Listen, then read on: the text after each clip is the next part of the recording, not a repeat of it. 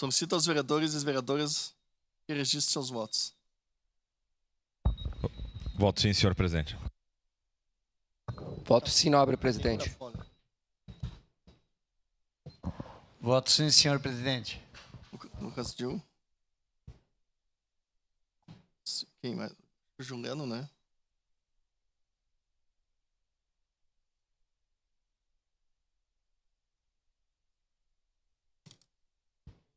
Vereador Dil votou favorável, vereador Juliano favorável, vereador Velacino favorável. No microfone. É isso, né?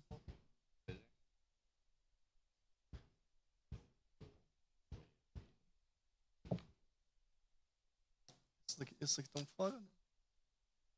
A Rose tá ali, a Rose, ó. Vereadora Rose, como é que a senhora vota?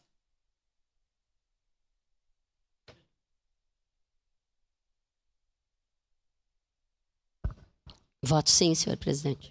Vereadora Rose vota sim.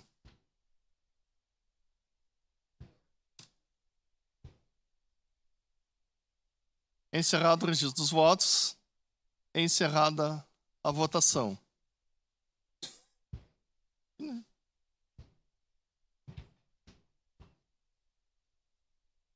A inversão de pauta foi aprovada por unanimidade, com representação da vereadora Marisol Santos, vereador Lucas Carinato e Sandro Fantinel.